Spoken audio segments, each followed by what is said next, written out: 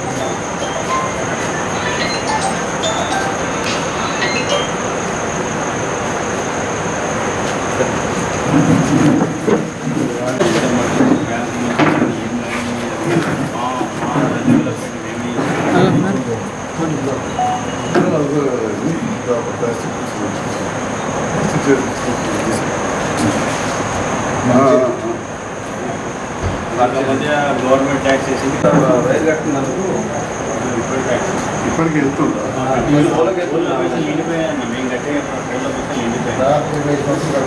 జైత్యాలు ఎన్ని పూల కడతారు అందరూ? 300 మంది కరెంట్ ఎలక్ట్రిసిటీ వాళ్ళు కడతారు. రికమెండ్ చేసి ఫార్వర్డ్ చేసుకోవాలి. అందరం మీటింగ్ పెడితే వేరే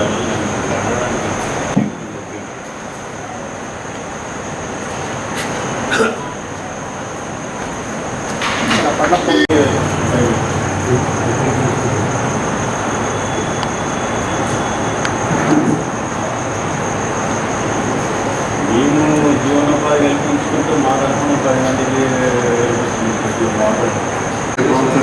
ప్రజాప్రభుత్వం అంటే ఈ ప్రభుత్వం ప్రజాప్రభుత్వం అంటుంది కదా, ఇప్పుడే స్టార్ట్ అయిందా అని నేను అడుగుతున్నా. మరి ఎందుకంటే మెన్షన్ చేశారని అడుగుతున్నా. అయితే పెంచుతున్న తర్వాత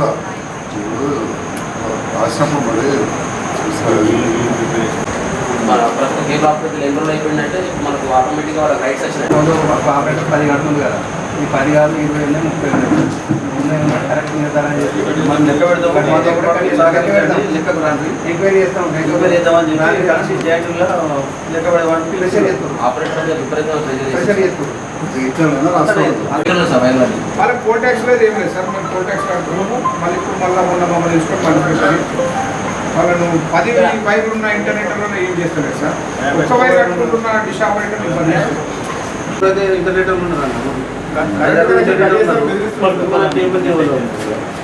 దాదాపు వాళ్ళు ఒక 6-7 ఉన్నట్టు ఇంటర్నెట్ ప్రొవైడర్స్, తర్వాత మిగతా కేబుల్ ఆపరేటర్స్. డిజిటలైజేషన్ అయిన తర్వాత బాగా చెప్పింది సార్. 260 యాక్ట్ ప్రకారం ఏదైతుందో కేబుల్ ఆపరేటర్ అండర్ ఇచ్చింది. ఇది కూడా మేము పోలీసులు అయితే ఫోటో దారుణమైన వైద్యులు వాళ్ళు ఇప్పుడు అది చెప్తారు. వేసి అదే చెప్తారు సార్. ఘోరంగా కూడా మామూలు పడుతుంది, మొత్తం కింద పడుతుంది. మమ్మల్ని ఏం చేయమంటారు సార్ అని మాట ఎప్పుడు అన్నీ వాళ్ళే కదా. వాస్తవమే అది. బట్ ఏదైనా మాకు పైకి వెళ్ళి ప్రెజర్ ఉన్నది, మేము ఏం చేయలేమని చెప్పేసాను.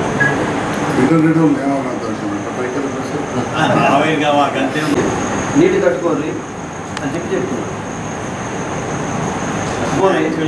స్లాబ్లు వేసుకొని నీటి కట్టుకోండి. ఇవన్నీ మున్సిపల్ ఫోన్లే వాస్తవాలు. వాళ్ళే పైసలు ఇస్తేనే కదా ఫైన్ చేస్తూ అదనంగా ఛార్జ్ చేస్తుండ్రా? Same continue the whole process. In case కొత్తది వేస్తే ఏమన్నా మనకేమైనా అఫీషియల్గా గైడ్లైన్స్ ఏమైనా వచ్చినాయా గవర్నమెంట్ నుంచి, ఎలక్ట్రిసిటీ బోర్డు నుంచి దీని నుంచి వసూలు చేయాలి, ఇంత ఫైన్ అనేది?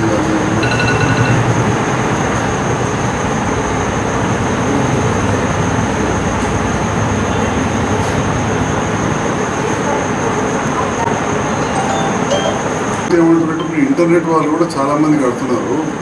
వాళ్ళకి ఏ రకంగా ఛార్జ్ చేస్తున్నారు? మనం ఏమేమో లోకల్గా కనబడేటోళ్ళం ఇంత మమ్మల్ని గుర్తిస్తూ ఎస్సీ గారు ఓకే పోతున్నాం కలుస్తున్నాం ఇలా మీ దగ్గరికి వచ్చినాం, మరి బాట పడితేమని అడుగు.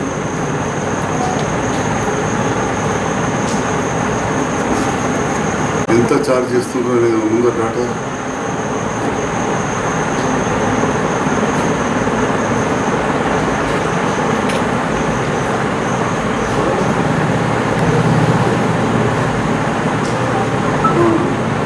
క్లారిటీ వచ్చేంత వరకు మాత్రం జగిత్యాల వాళ్ళని మాత్రం ఫోర్స్ చేయకండి. రెండవది, గతంలో కేసీఆర్ గారు ఉన్నప్పుడు వసూలు చేయలేదు, ఇప్పుడు వసూలు చేస్తున్నారని చెప్పండి. సీనియర్ ఆఫీసర్ కదా.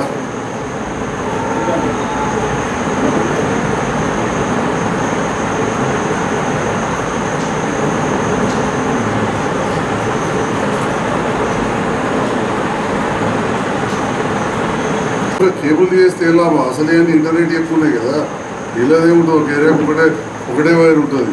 ఏ పోల్ చూసినా 4-5 వైర్లు కనబడతాయి. మీరు ఎక్కడైనా చూడదు. అదంతా అయ్యేంత వరకు మాత్రం జగిత్యాల ప్రెషర్ చేయరు. మరి వాట్ అబౌట్ ఇంటర్నెట్ థింగ్స్ ఎక్కడ చూసినా 4-5 ఉన్నాయి కదా అని అంటున్నారు. చెప్పండి, తీసుకెళ్ళండి, ఇక్కడ ప్రెషర్ చేయరు. జగిత్యాల నియోజకవర్గ స్థాయిలో కేబుల్ ఆపరేటర్లు గత 30 సంవత్సరాలుగా సొంత పెట్టుబడితోని వాళ్ళ కాళ్ళ మీద వాళ్ళు నిల్చుకొని ఈ యొక్క వ్యాపారాన్ని కొనసాగిస్తున్నారు. ఇదిలో ఉండగా విద్యుత్ స్తంభాలకు కట్టేటువంటి వైర్లకు సంబంధించి గ్రామ స్థాయిలో 15 రూపాయలు, మున్సిపల్ స్థాయిలో 30 రూపాయలు, 20 రూపాయలుగా ఈ విద్యుత్ శాఖ వారు చేయడం జరిగింది. దానికి గాను ఈ స్థానిక శాసనసభ్యులు సంజయ్ కుమార్ గారు కలిసి కేబుల్ ఆపరేటర్లంతా ఒక వినతిపత్రం ఇవ్వడం జరిగింది. మేము సొంతగా వ్యాపారం చేసుకున్నాం, దీని నుంచి ఈ స్తంభాలకు కట్టేటువంటి రుసుమును మినహాయించాలని కోరుకుని వినతిపత్రం ఇవ్వడం జరిగింది.